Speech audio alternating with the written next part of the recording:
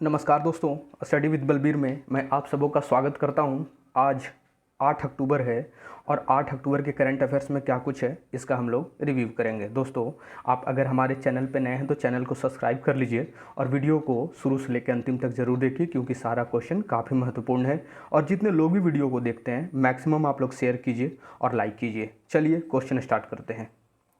नोबेलिस्ट Abdul Razak Gurnah of which country won 2021 Nobel prize in literature, यानी कि साहित्य का नोबेल पुरस्कार जो है 2021 में वो जीता है अब्दुल रज़ाक गुरनाह ने।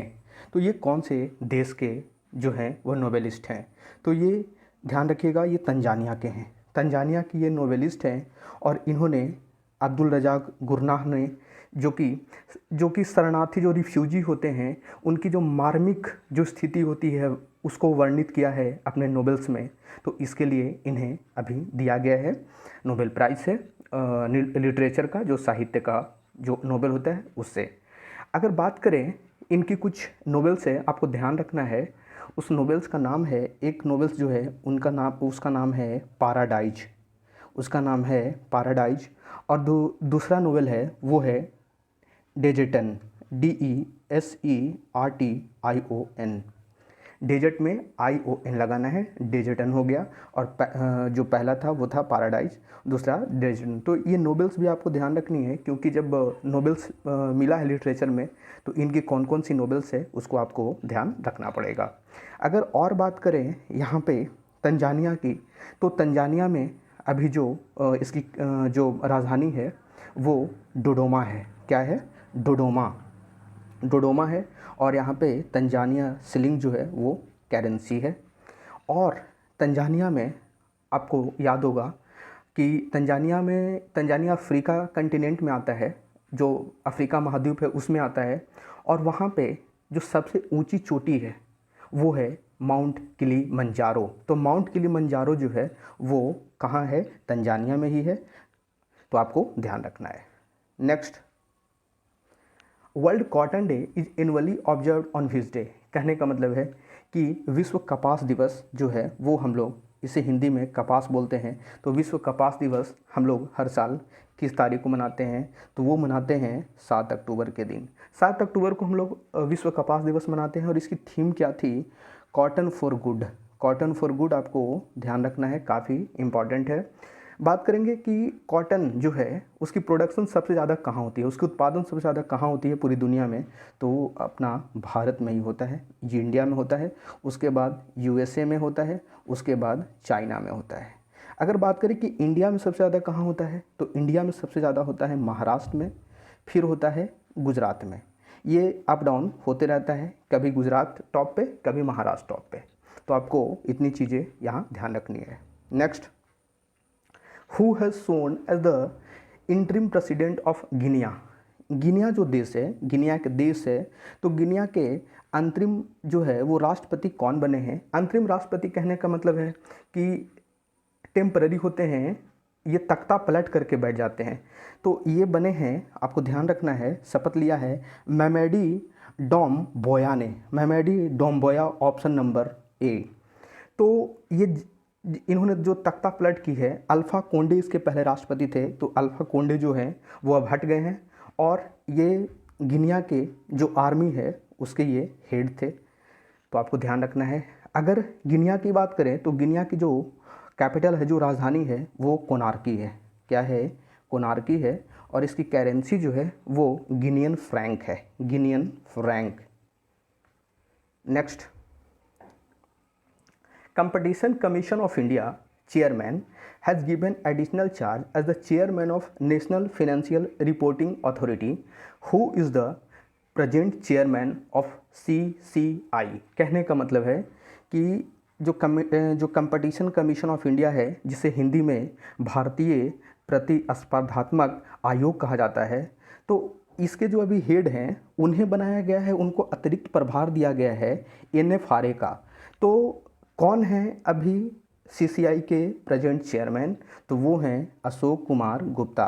तो अब अभी ये टेम्पररी, जब तक कि नया NFRA का चेयरमैन नहीं बन जाता है तब तक इस पद पे वो काम करेंगे। Next, the US India business council presented global leadership humanitarian award 2021 to whom. कहने का मतलब है कि अभी जो है वो एक काउंसिल है, भारत और अमेरिका की बिजनेस काउंसिल है, तो उन्होंने अभी humanitarian global leadership humanitarian award से सम्मानित किया है। किसे? तो इसे सम्मानित किया है, इसमें जो ऑप्शन है वो है Arvind Krishna, Brad Smith, Julia Sweet, all of the above. तो इसका सही आंसर जो है वो है ऑल ऑफ द एबव। सभी को ह्यूमैनिटेरियन यानी कि मानव कार्य के लिए यानी मानवीय कार्य के लिए इनको दिया गया है, क्योंकि जो भी अरविंद कृष्णा हो या ब्रैड स्मिथ, जूलिया स्वीट, सब ने कोरोना के दौरान काफ़ी मदद की है लोगों का, तो उसके लिए अभी ह्यूमैनिटेरियन अवार्ड 2021 से सम्मानित किया गया है। अगर बात करेंगे यहाँ पे अरविंद कृष्णा की, तो अरविंद कृष्णा जो हैं वो IBM के हेड हैं, अभी IBM जो है उसके हेड हैं। ब्रैड स्मिथ जो हैं वो माइक्रोसॉफ्ट के वाइस चेयरमैन के रूप में काम कर रही हैं। आपको ध्यान रखना है, माइक्रोसॉफ्ट जो कंपनी है उसके वाइस चेयरमैन के रूप में काम कर रही हैं। और जूलिया स्वीट जो है ये एक एसेंचर कंपनी है, एसेंचर, उसके अभी हेड के रूप में काम कर रही हैं। तो आपको ध्यान रखना है। यहीं पे कुछ और भी चीज़ें हैं, आप ध्यान से देखेंगे यहाँ पे, जैसे क्या है ह्यूमैनिटेरियन अवार्ड था, उसी तरीके से ग्लोबल लीडरशिप अवार्ड भी दिया गया है इसी काउंसिल के द्वारा। आप यहाँ पे इसे देख सकते हो, USIBC ग्लोबल लीडरशिप अवार्ड, तो वो दिया गया है शिव नडार को और मलाइका श्रीनिवासन को। अगर बात करेंगे शिव नडार की, तो शिव नडार जो हैं वो HCL, जो भारत की कंपनी है HCL, उसके ये जो है फाउंडर थे।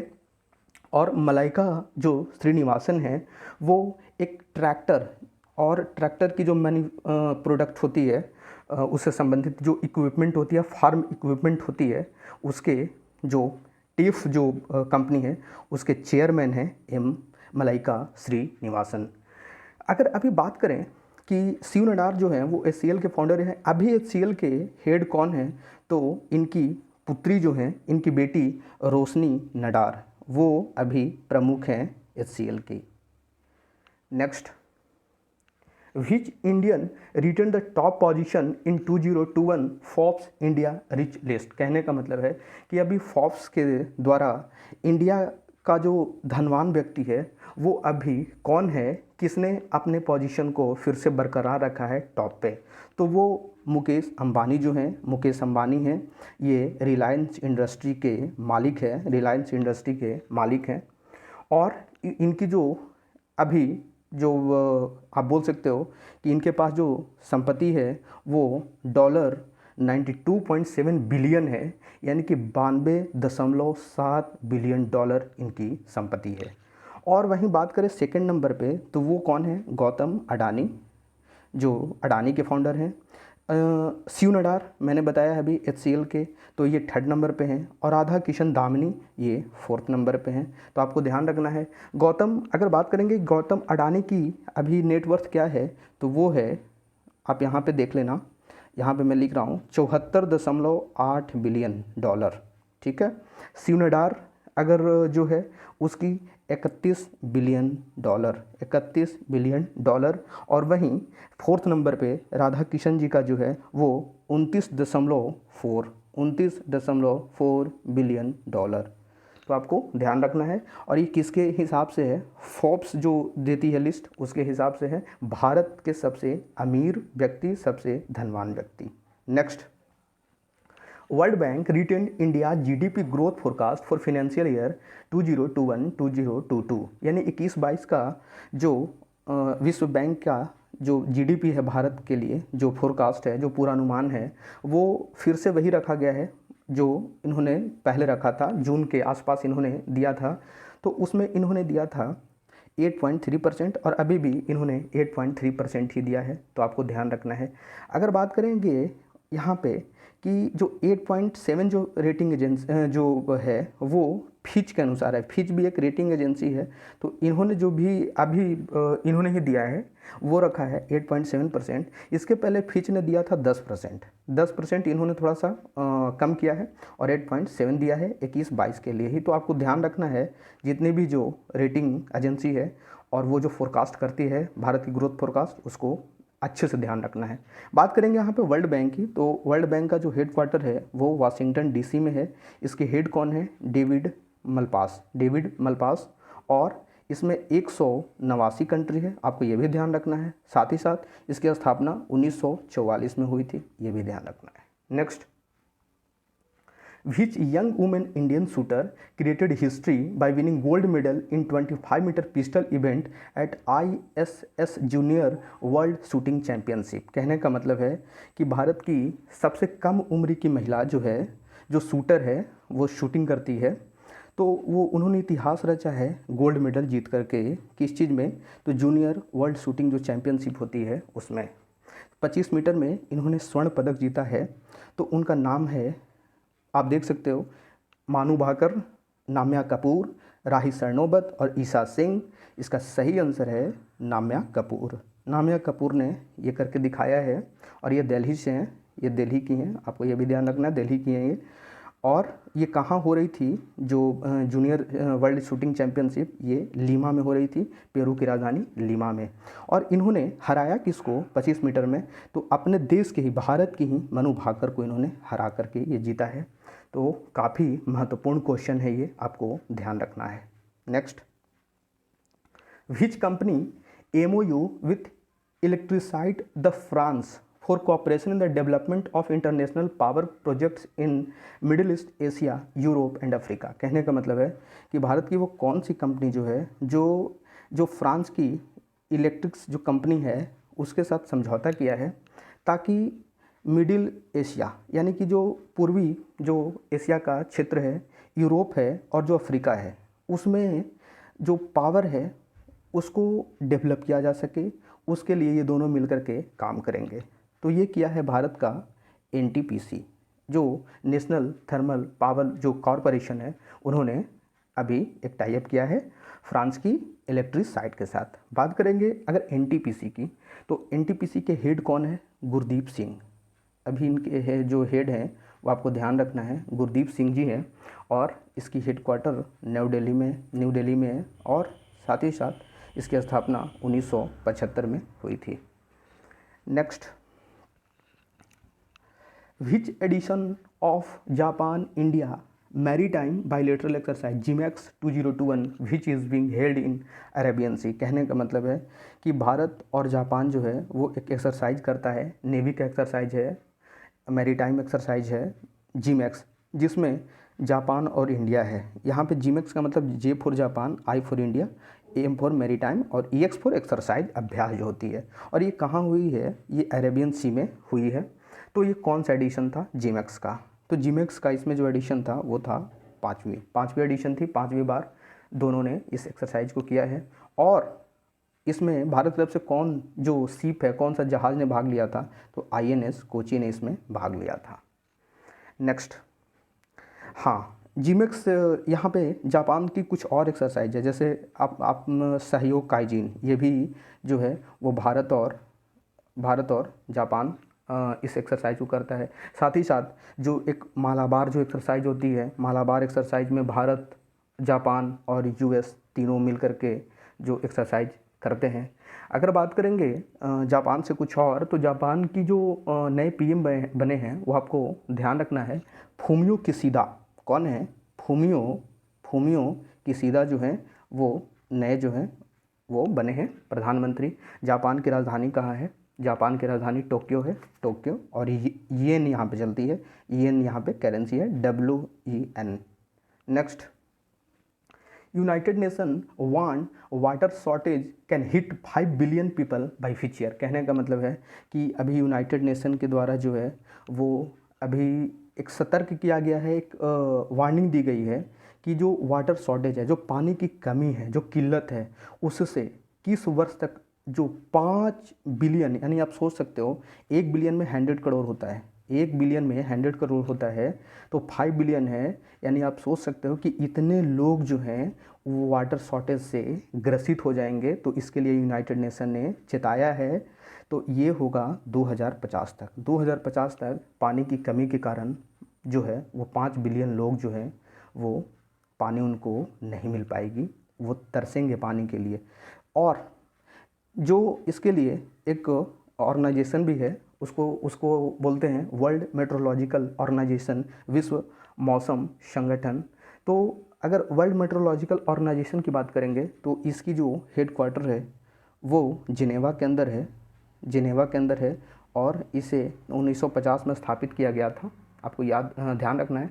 और अभी इसके सेक्रेटरी जनरल की बात करें WMO की, तो WMO की जो है वो हैं पेटेरी तालार, पेटेरी तालार, माफ़ कीजिएगा तलाश है, पेटेरी तलाश है, क्या है, पेटेरी तलाश है, तलार नहीं है, तलाश है।